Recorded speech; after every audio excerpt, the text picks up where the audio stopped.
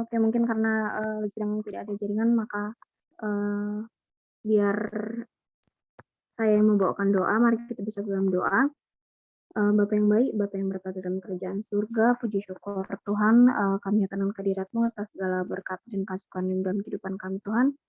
Terima kasih Bapa yang baik atas kesempatan Tuhan Kau berikan kepada kami, sehingga kami dapat berkumpul bersama melalui via Zoom ini Tuhan, beribadah, memuji, memuliakan nama-Mu. Bapa yang baik, kiranya segala sesuatu yang kami perbuat pada malam hari ini Tuhan, segala ibadah kami, pujian kami, penyembahan kami, semuanya itu hanya untuk kemuliaan nama-Mu di surga. Bapa yang baik, berkatilah juga Dokter Joseph kami Tuhan yang akan memberikan khotbah pada kami pada hari ini ya Tuhan, kan kami juga akan sharing satu sama lain bersama Tuhan. Kiranya Kau berkati kami, Kau tutup bungkus kami Tuhan, berkatilah juga beliau ya Tuhan. Kiranya berkat dapat melimpah Engkau berikan kepada beliau. Bapa yang baik, segala sesuatu akan kehadirat-Mu Tuhan, kiranya Engkau yang menyertai dan melindungi kami. Dan begitu pun juga dengan kami semua yang sedang hadir di tempat ini Tuhan, kiranya Engkau bukakan hati dan pikiran kami Tuhan. Kiranya segala sesuatu yang akan dijelaskan dan diberikan oleh Dr. Joseph kepada kami dapat kami tanamkan di pikiran kami Tuhan, sehingga dapat menjadi damai bagi kehidupan kami. Bapa yang baik, ini doa kami, dalam nama-Mu kami berucap syukur, haleluya.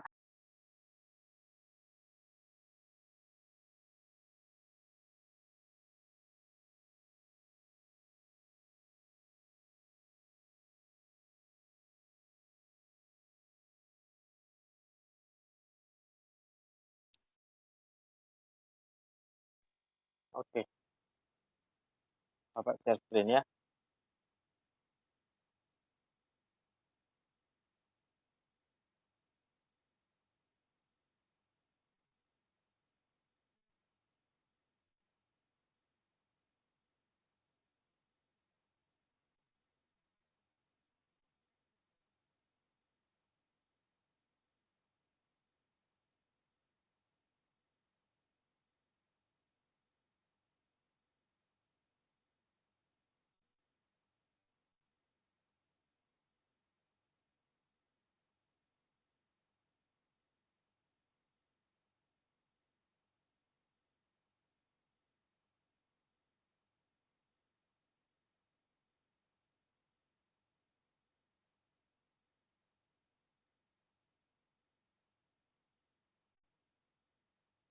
Kelihatan ya?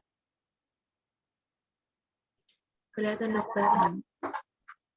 Oke, Ya, shalom semuanya. Pak. Shalom semuanya ya. Jadi kita mendengarkan firman Tuhan, kita nyanyi satu lagu dulu. Aku mengasihi Engkau Yesus.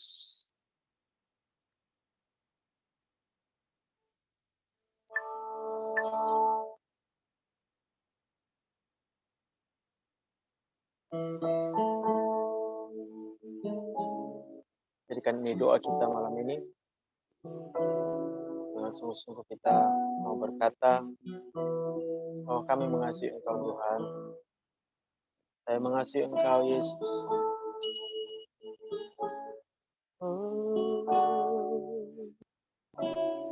Terima kasih Tuhan. Terima kasih Tuhan. Aku mengasihi Engkau Yesus dengan segenap hatiku. Aku mengasihi Engkau Yesus dengan segenap jiwaku. Ku renungkan firman-Mu siang dan malam, ku pegang perintah-Mu dan ku lakukan. Engkau tahu ya Tuhan, tujuan hidupku hanyalah untuk menyenangkan hati-Mu.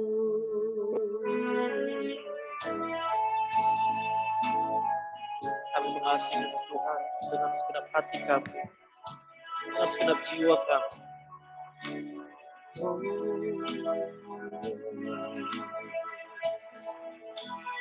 Yesus.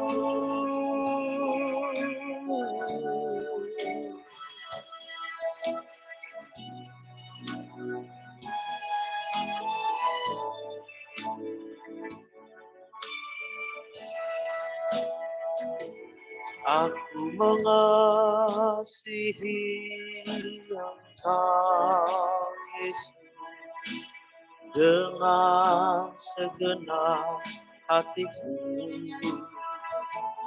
Aku mengasihi Engkau, Yesus, dengan segenap jiwaku.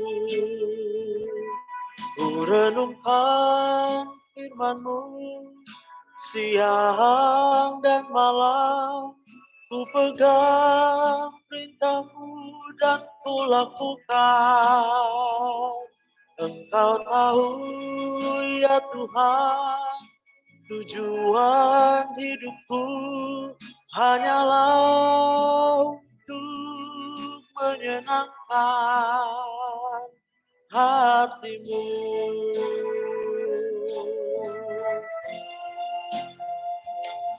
Ku renungkan firman-Mu siang dan malam, ku pegang perintah-Mu dan ku lakukan. Engkau tahu ya Tuhan, tujuan hidupku hanyalah untuk menyenangkan.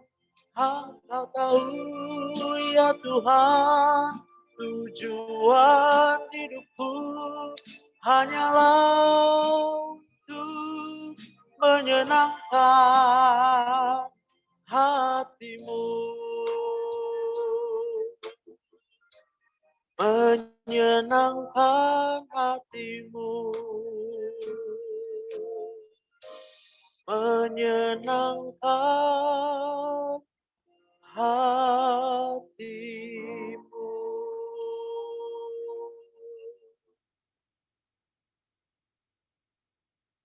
Terima kasih Tuhan. Ini doa kami malam ini. Kalau kami menyatakan bahwa kami mau mengasihi Tuhan dengan segenap hati kami, dengan segenap jiwa kami. Ajar kami Tuhan untuk boleh mengerti arti daripada mengasihi Tuhan. Ajar kami ya Tuhan, untuk kami boleh dalam kehidupan kami sehari-hari, sungguhlah membuktikan dan menunjukkan bahwa kami benar-benar mengasihi Tuhan. Urapi hamba-Mu yang hina ini, untuk boleh menyampaikan apa yang menjadi isi hati Tuhan, kerinduan hati Tuhan bagi setiap anak-anak Tuhan yang boleh bersama-sama dengan kami untuk bersaat teduh Tuhan. Roh Kudus-Mu yang bekerja dimanapun kami berada, satu persatu. Kami percaya Allah Roh Kudus adalah Allah yang tidak dapat dibatasi oleh ruang dan waktu. Sebab saat ini juga kami percaya Engkau ada bersama-sama dengan kami dimanapun kami Tuhan ada. Kami bersyukur untuk nafas kehidupan yang Tuhan masih berikan. Kami bersyukur untuk segala sesuatu yang Tuhan sediakan.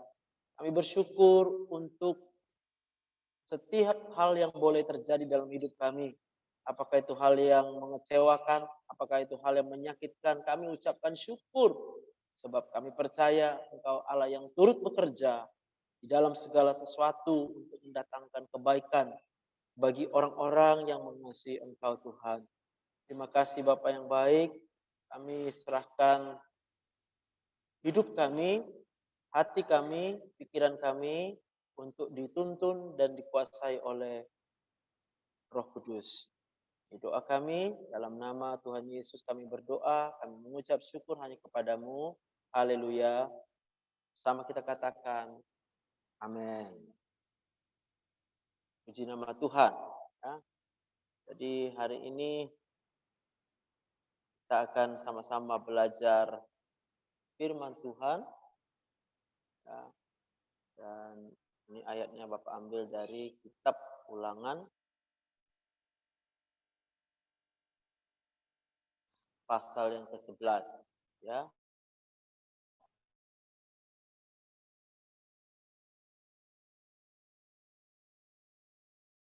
Ayat yang ke-10, ayat yang ke-11 dulu ya.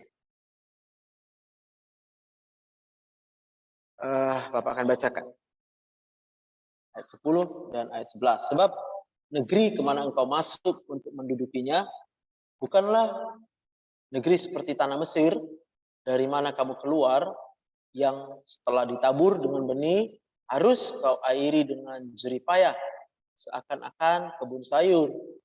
Tetapi negeri kemana kamu pergi untuk mendudukinya ialah negeri yang bergunung-gunung dan berlembah-lembah, yang mendapat air sebanyak hujan yang turun dari langit. Lanjut sampai ayat 12. Suatu negeri yang dipelihara oleh Tuhan Allahmu, mata Tuhan Allahmu tetap mengawasinya dari awal sampai akhir tahun. Wow, ini satu firman yang luar biasa yang diberikan kepada anak-anak Tuhan, yaitu Tuhan menjanjikan kepada kita semua, Tuhan akan bawa kita masuk ke satu negeri, dan bukan seperti negeri di mana ada perbudakan, tetapi negeri yang penuh dengan kemerdekaan, dan bukan hanya kemerdekaan, tapi negeri yang berlimpah-limpah, negeri yang subur. Ya, jadi tidak ada yang kekurangan di sana untuk anak-anak Tuhan. Nah, tapi yang menarik yaitu di ayat yang ke-10 dikatakan bahwa negeri di mana kita akan masuk itu adalah satu negeri di mana kita memang harus menabur, harus bekerja, harus berusaha, harus belajar seperti saat ini. Tetapi dikatakan tidak perlu diairi dengan jerih payah. Ya, jadi kalau kita lihat petani, dia tanam benih, biasanya setelah menanam benih maka dia akan berkeringat, ya, dengan jerih payah mencari air, berusaha supaya tidak terjadi kekeringan di ladangnya. Tapi dikatakan di sini bahwa kita tidak perlu mengairi dengan jerih payah. Jadi ada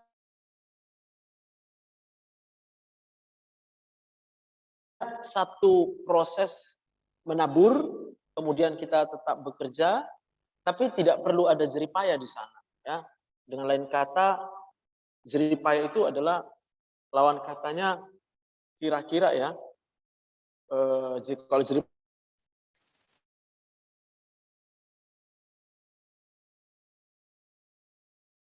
payah itu kan bersusah-susah ya, berarti lawannya. Jadi kalau kita masuk ke negeri tersebut, kita menabur, kita bekerja, tapi kita akan bekerja dengan sukacita.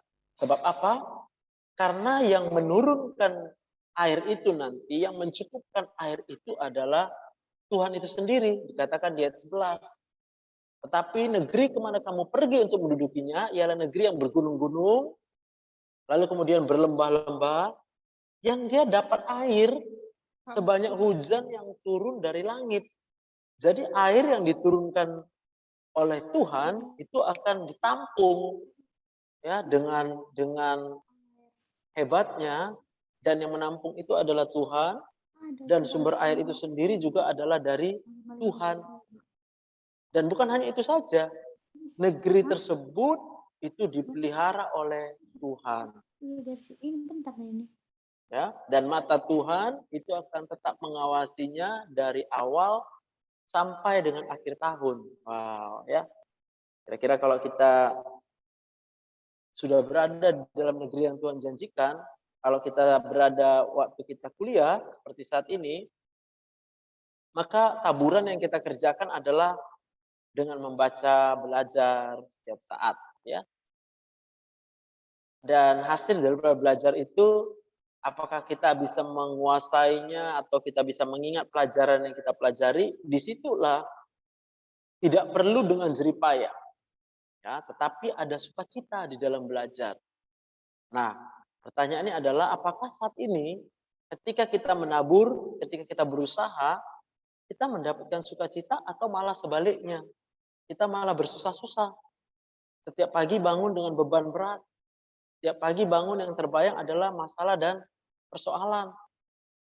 Nah, tentunya kita harus mengerti benar bahwa bagi orang-orang percaya, orang-orang yang mengasihi Tuhan, maka Tuhan janjikan kita masuk ke negeri yang seperti ini.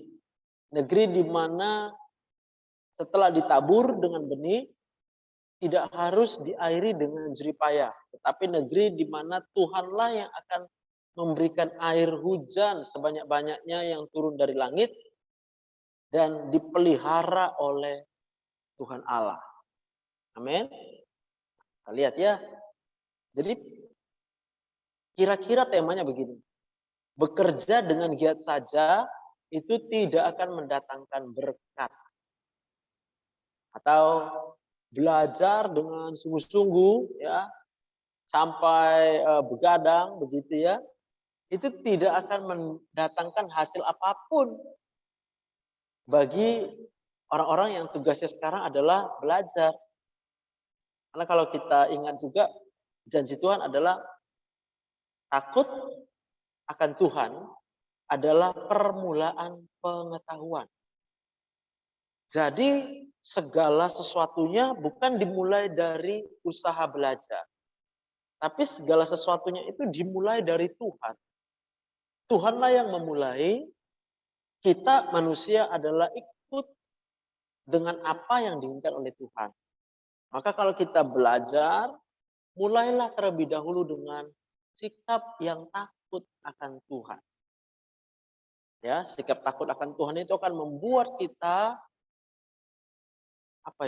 bersungguh-sungguh, membuat kita menjalani segala proses itu dengan sukacita, membuat kita itu bisa belajar dengan semangat, belajar dengan gembira. Karena kita tahu usaha kita untuk belajar, kalau hanya usahanya belajar, belum tentu bisa membuat kita menjadi pintar dan berhasil. Sebab yang membuat kita menjadi pintar dan berhasil adalah Tuhan itu sendiri.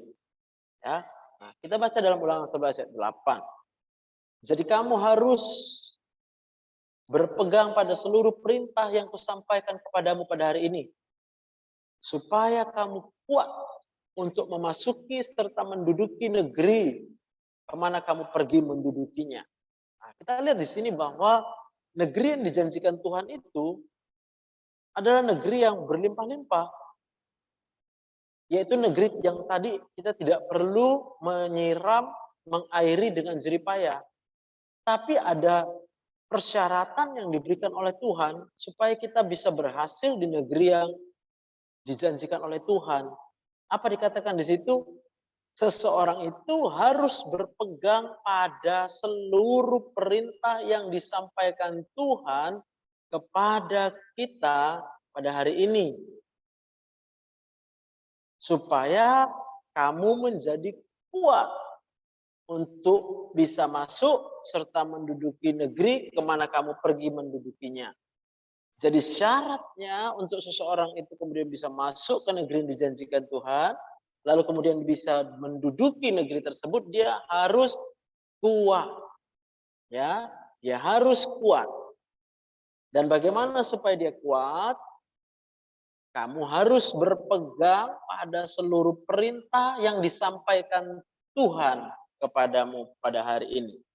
Nah, yang menarik di sini adalah kok negeri yang dibela Tuhan, lalu kemudian Tuhan yang memelihara, lalu kemudian Tuhan yang memberikan air yang cukup ketika seseorang itu menabur benih.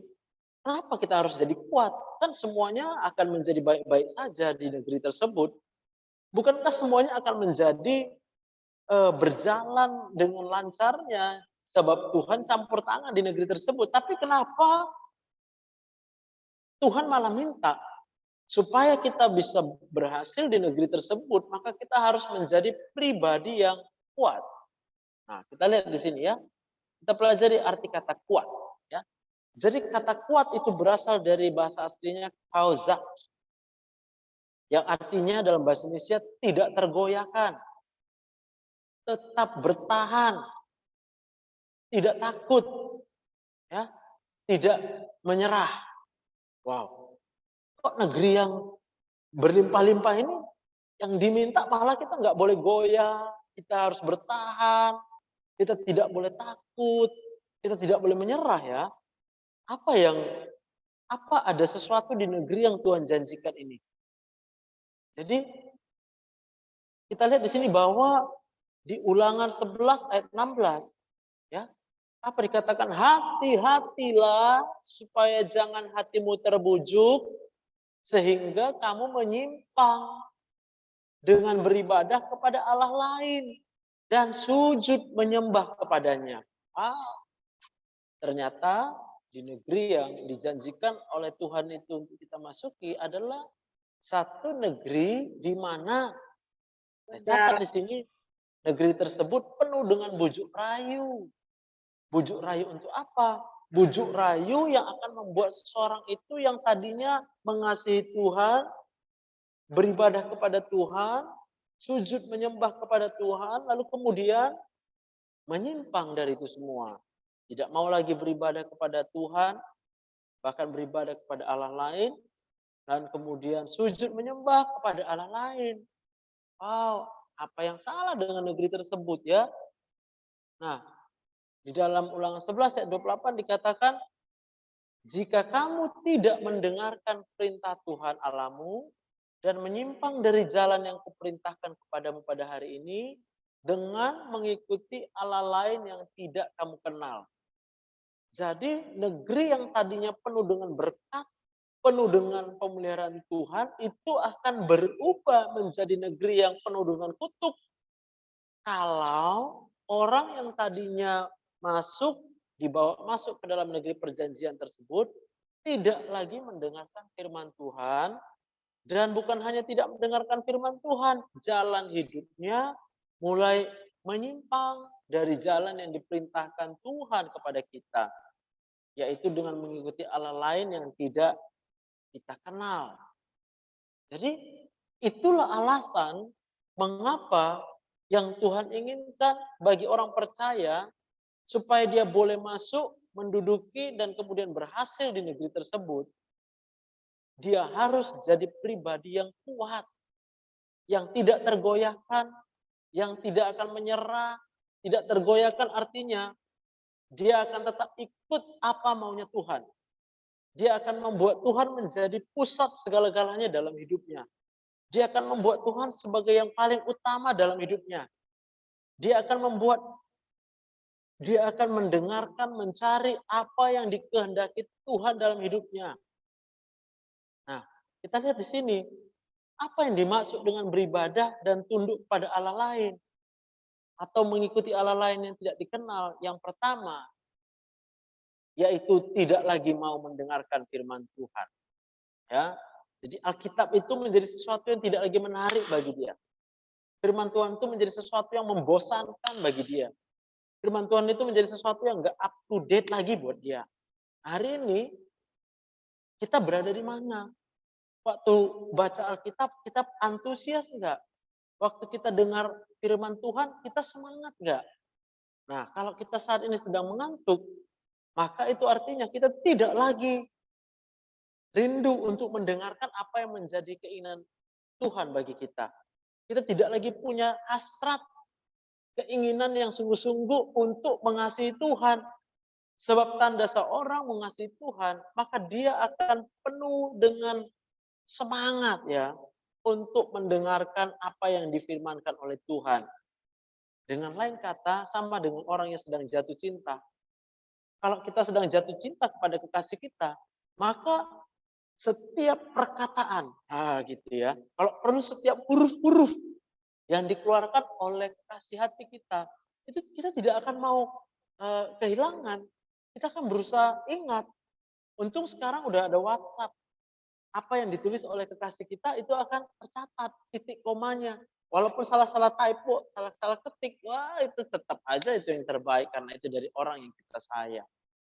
Tapi coba kalau dulu, wah kita sampai minta surat itu ditulis di kertas, ya zaman-zaman Bapak dulu ya, disimpan bagus-bagus gitu sampai akhirnya lecek, tak bisa lagi dibaca.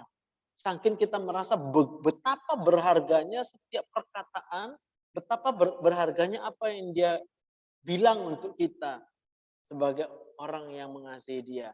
Nah, hari ini ciri orang yang tidak lagi mau bersungguh-sungguh dengan Tuhan oleh karena dia tidak kuat ketika dia memasuki negeri yang dijanjikan oleh Tuhan, maka ada perubahan dalam hidupnya di mana dia tidak lagi menjadi antusias untuk mendengarkan firman Tuhan.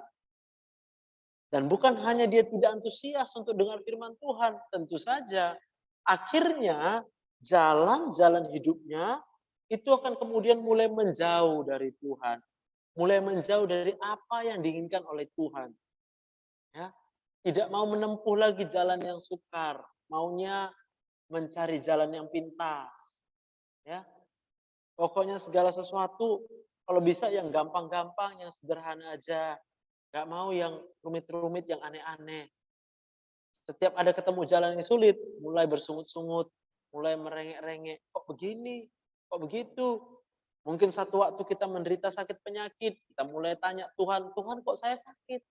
Mungkin kita gagal, kita mulai tanya sama Tuhan, Tuhan kenapa saya gagal? Bukan malah mencari Tuhan, bukan malah melihat kepada firman Tuhan, bukan kemudian berusaha melihat apakah jalan yang saya jalani sampai dengan hari ini masih sesuai dengan jalan yang diinginkan oleh Tuhan. Nah, ini yang membuat Tuhan menyatakan bahwa untuk seseorang itu bisa berhasil di negeri yang dijanjikan oleh Tuhan kepadanya, maka dia harus jadi pribadi yang kuat, yang tidak akan tergoyahkan hatinya dari Tuhan, yang akan tetap mengasihi Tuhan dengan segenap hati, dengan segenap jiwa, segenap kekuatan, segenap pikirannya, segenap hidupnya adalah untuk mengasihi Tuhan. Sebab orang yang walaupun dia berusaha dengan giat sekalipun kalau dia tidak mengasihi Tuhan, maka usahanya itu akan menjadi sia-sia, tidak akan menjadi berkat bagi dia. Nah, coba kita lihat di sini. Alasan kenapa kita itu harus kuat, bukan malah menjadi berenak-enak, berleha-leha untuk masuk ke negeri yang dijanjikan Tuhan. Yang pertama, karena bujuk rayu yang ada di negeri yang berlimpah itu sungguh luar biasa bujuk rayunya. Yang pertama saya catat di sini, bahwa kelimpahan itu berpotensi untuk membuat seseorang itu memiliki sumber daya yang banyak, karena itu berlimpah, untuk mulai menikmati banyak hal yang ditawarkan oleh dunia. Dan akibatnya ketika dia sudah bisa menikmati hal-hal yang ditawarkan oleh dunia ini, dia mulai lupa dengan Tuhan. Dia mulai tidak sayang lagi sama Tuhan. Hobinya mabuk-mabuk, hobinya mungkin keluar masuk kafe, hobinya mungkin tiap malam bisa menikmati hiburan-hiburan malam. Sampai mungkin dengan hal-hal yang seperti narkoba, mungkin menikmati wanita-wanita atau pria-pria untuk memuaskan hawa nafsunya. Dan itu semua akan membuat seseorang itu mulai menjauh daripada Tuhan. Gak bisa lagi dekat dengan Tuhan. Dan kalau dia tidak lagi dekat dengan Tuhan, apa yang terjadi? Maka yang tadinya Tuhan janjikan keberhasilan, yang tadinya Tuhan janjikan berkat, maka yang sebaliknya terjadi atas orang tersebut adalah dia akan menerima kutuk dan bukan berkat. Dan Tuhan tentunya tidak mau untuk memberikan kutuk kepada kita. Sebab kutuk itu adalah akibat dari perbuatan kita. Sedangkan berkat itu adalah hadiah yang diberikan Tuhan kepada kita. Kalau hidup kita itu mengasihi Tuhan. Tentunya Tuhan tidak mau sia-sia untuk membawa kita, lalu kemudian ujungnya ketika Tuhan memberikan kita masuk ke tanah perjanjian, hanya untuk memperoleh kutuk. Amin. Nah, Amin. bujuk rayu yang kedua apa? Ada keinginan yang kuat untuk ikut gaya hidup dunia, ya, yang dianggap sangat nikmat dan akan dipenuhi bila hidup dengan keduniawian tentunya. Ya, seseorang akan mudah untuk korupsi kalau dia berteman dengan orang-orang yang korupsi. Seseorang akan mudah untuk memenuhi hawa nafsu seksual, berganti-ganti pasangan seksual secara bebas kalau dia dikelilingi dengan orang-orang yang hidupnya seperti itu. Nah, ini akan membuat kita jatuh dalam dosa. Ini akan membuat kita jauh dari Tuhan. Ini akan membuat kita tidak lagi merasa nikmat berada dekat dengan Tuhan. Nah, hari ini nikmat nggak hidup dekat dengan Tuhan? Atau yang membuat kita nikmat itu adalah hidup dekat dengan dosa? Nikmat nggak? Duduk diam, menunggu Tuhan berbicara bagi kita, menunggu Tuhan untuk menyatakan isi hatinya bagi kita. Atau kenikmatan itu adalah dekat dengan orang-orang yang orang kaya, yang hartanya berlimpah-limpah. Dan kita nggak suka hidup dekat dengan yang namanya kesulitan dan kesusahan. Itu adalah tanda orang itu tidak lagi kuat, kehilangan kekuatan untuk mengasihi Tuhan. Karena dia sudah menjadi seperti apa yang diinginkan dunia. Dengan lain kata, dia menjadi orang yang mulai hidup di dalam menyembah dan tunduk kepada Allah lain. Beribadah kepada Allah lain. Tuhan yang kita sembah itu jauh daripada korupsi, jauh daripada dosa seksualitas. Kalau itu adalah korupsi dan seksualitas, itu Tuhannya adalah Tuhan yang lain. Itu artinya kita beribadah kepada Allah lain. Kita menyembah kepada Allah lain. Jadi semua orang menjadi jauh dari Tuhan. Amin. Dan yang ketiga, saya catat bahwa bentuk bujuk rayu tersebut adalah para penguasa-penguasa yang secara tidak langsung memaksa semua orang akhirnya jadi jauh dari Tuhan. Oleh karena apa? Sebagai syarat memperoleh keberhasilan, ditetapkanlah jam kerja yang tinggi, target yang tinggi. Sehingga orang menjadi kurang waktu istirahat, bahkan tidak ada waktu untuk Tuhan. Ya, contoh ya, hal seperti saat ini yang mungkin dialami buat teman-teman yang kuliah di kedokteran, itu jadwal kuliah kita itu begitu padat. Ya, jadwal kuliah yang begitu padat itu akan membuat kita merasa, oh saya sudah sibuk, saya sudah capek, banyak tugas, gak mungkin lagi saya sempat baca Alkitab, gak mungkin lagi saya sempat baca firman Tuhan. Saya mau katakan sama kita, kalau ini menjadi alasan bagi kita, apa yang terjadi? Nanti hidup kita akhirnya makin jauh dan makin jauh dari Tuhan. Kita tidak lagi mengasihi Tuhan, karena tanda seseorang itu mengasihi Tuhan, maka dia punya kedekatan dengan Tuhan, keintiman, intimasi dengan Tuhan yang begitu dia nikmati. Sehingga tidak ada waktu yang lebih indah, tidak ada waktu yang lebih nikmat, selain berada dekat-dekat dengan Tuhan. Jadi ini hati-hati jangan sampai menjadi alasan bagi kita, kemudian kita bilang kita nggak pernah baca Alkitab karena kita sibuk kuliah. Itu artinya kita cuma sibuk menabur, tapi ingat, yang membuat kita berhasil, yang membuat kita menjadi pintar, itu bukan kekuatan kita. Itu perlu campur tangan daripada Tuhan. Sehingga apa yang kita pelajari itu menjadi berkat.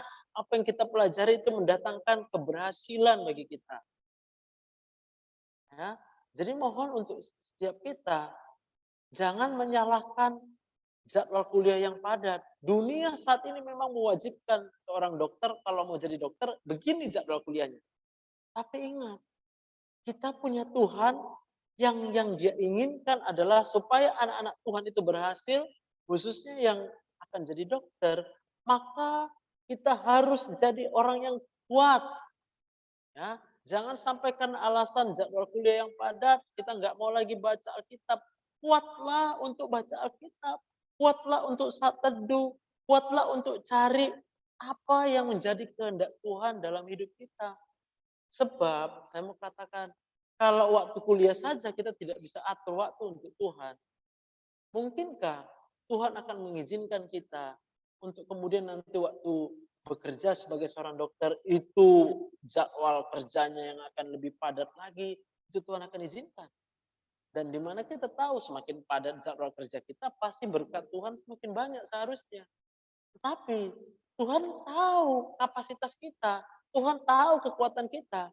Maka saya bilang begini, nggak mungkin Tuhan izinkan kita nanti akan dipercayakan dengan tanggung jawab yang besar, kalau hidup kita tidak kuat. Nanti jadi alasan, oh itu si Joseph karena banyak kerjanya, ya udahlah nggak apa-apa nggak baca Alkitab. Nggak apa-apa, nggak saat teduh. Setiap hari harus ada ayat Alkitab yang kita baca, yang kita renungkan, dan kemudian kita evaluasi apakah kita sudah melakukannya atau belum setiap hari. Itu hal yang sangat penting. Supaya apa? Apa yang kita kerjakan itu dijadikan Tuhan berhasil. Apa yang kita kerjakan itu akan menjadi berkat dan bukan menjadi kutuk. Dan yang keempat, dunia akan mengajarkan bahwa kunci keberhasilan adalah usaha dan kerja keras. Dan urusan kerohanian itu hanyalah sampingan. Hati-hati hari ini. Banyak pengajaran-pengajaran, banyak prinsip-prinsip yang diberikan kepada orang-orang, khususnya di dunia pendidikan, bahwa yang membuat kita berhasil tidak ada urusan dengan kerohanian. Ya, saya mau katakan, kalau kita orang percaya, bahwa yang menjadikan kita berhasil itu adalah Tuhan. Atau saya mau bilang, seseorang mungkinlah berhasil pada satu waktu dalam hidupnya. Tetapi kalau Tuhan tidak berkenan atas keberhasilannya, bukankah bagi Tuhan lebih baik untuk memanggil dia kembali kepada Tuhan? Dan akibatnya dia tidak bisa menikmati apa yang sudah didapat selama ini. Untuk apa? Untuk apa kita kemudian sudah berusaha sekuat tenaga, karena katanya kunci keberhasilan adalah usaha dan kerja keras, tapi di akhirnya, kita bahkan tidak sempat menikmati itu semua. Oleh karena apa? Karena kita lupa bahwa yang memberikan umur panjang itu Tuhan. Yang membuat kita berhasil itu Tuhan. Yang menentukan hidup dan mati kita itu adalah Tuhan. Amin. Nah, hari ini, biarlah renungan kita pada malam ini itu menggugah setiap kita. Apakah kita masih mengasihi Tuhan? Apakah kita masih sungguh-sungguh mencintai Tuhan? Apakah kita masih benar-benar membuat atau menganggap Tuhan itu adalah segalanya dalam hidup kita? Gak ada apa-apanya dunia ini dengan apa yang sudah Tuhan lakukan bagi kita. Keselamatan yang Tuhan telah anugerahkan bagi kita, itu adalah harta yang paling berharga. Yesus mati di kayu salib. Yesus menderita sebelum dia mati. Tujuannya apa? Yang tadinya kita yang harus menanggung kutuk akibat dosa. Sekarang kutuk dan akibat daripada dosa itu sudah ditanggung oleh Tuhan. Supaya setiap orang percaya, orang yang mau bertobat, orang yang mau kembali kepada Tuhan, itu bisa memperoleh keselamatan itu kembali dalam hidupnya. Puji nama Tuhan. Puji Tuhan. Hari yang luar biasa Tuhan berikan bagi kita. Tuhan ingatkan kita. Tidak ada yang lebih penting, tidak ada yang lebih utama selain daripada mengasihi Tuhan. Apapun nanti pekerjaan kita, apapun tanggung jawab yang Tuhan berikan bagi kita, ingat, yang paling utama adalah hidup untuk mengasihi Tuhan. Amin. Mari kita bersatu dalam doa. Bapa yang baik dalam surga, kami bersyukur Tuhan untuk malam ini kami boleh tak teduh. Kami boleh memuji Tuhan.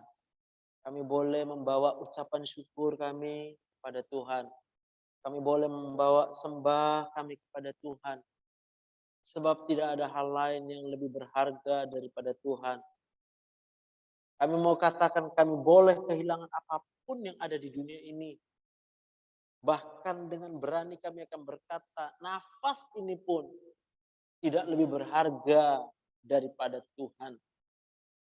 Badan ini apalagi Tuhan. Tubuh ini tidak ada harganya dibandingkan dengan Engkau ya Tuhan. Malam ini, kalau kami selama ini hidup jauh daripada Tuhan, kalau kami selama ini tidak pernah ingat akan apa yang menjadi kehendak Tuhan, bahkan kalau sampai saat ini kami sering menyimpang jalan hidup kami dari jalan yang Tuhan tetapkan. Atau mungkin kami bersungut-sungut atas kehidupan kami hari ini. Kami komplain, kami marah, kami kecewa atas hidup kami saat ini. Tuhan, kami mau berbalik kepadamu. Kami mau mendengarkan suara Tuhan, sebab kami mengasihi Tuhan. Engkaulah kekasih hati kami, Tuhan. Engkaulah kekasih jiwa kami. Engkaulah segala-galanya dalam hidup kami. Hati kami boleh lenyap, tubuh kami boleh lenyap, tapi roh kami itu akan tetap memuji, menyembah Tuhan. Ini doa kami. Dalam nama Tuhan Yesus kami berdoa dan bersyukur kepadamu. Haleluya. Sama-sama kita katakan. Amin.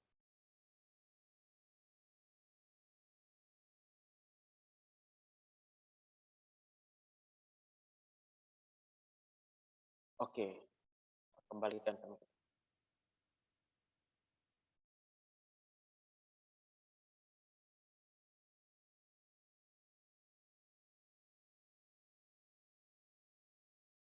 Apa yang bawa acara sharingnya?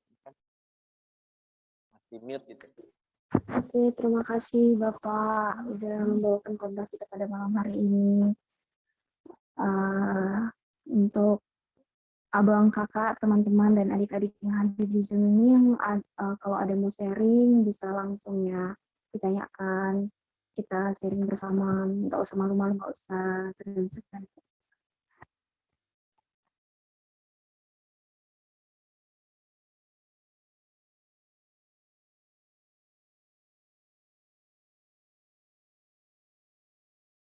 Zoom itu mungkin boleh ya dulu untuk adik-adik, teman-teman, abang, kakak, dibuka dulu kameranya ya. Mungkin sebelum sambil nunggu siapa tahu ada yang mau sharing, boleh di screenshot dulu mungkin Jessica.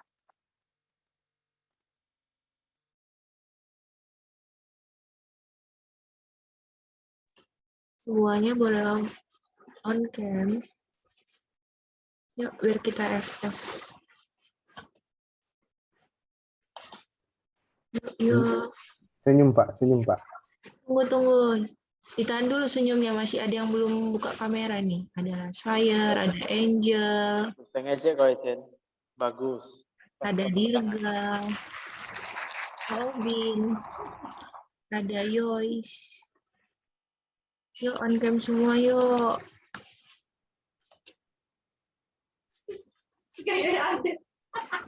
Tunggu.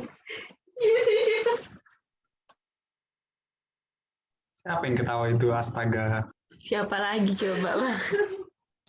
Dari kampus kali kau, Dit. Backgroundmu itu.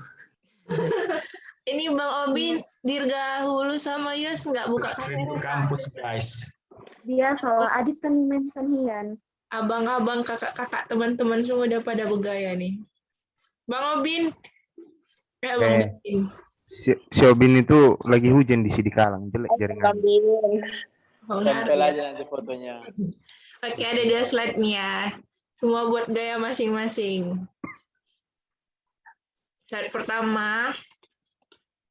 1, 2, 3. 3. Slide kedua. 1, 2, 3. Oke.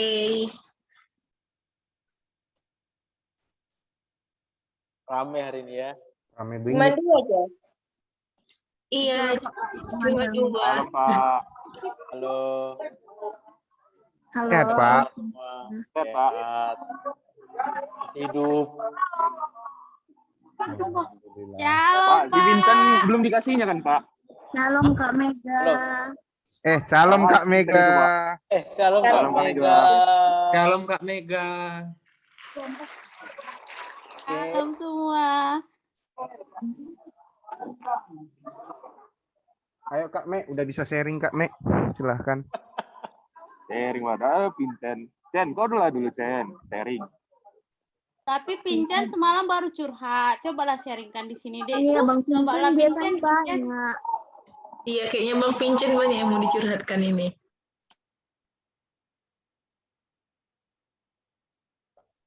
Gaskan, Bang. Enggak ada. Gaskan Cen.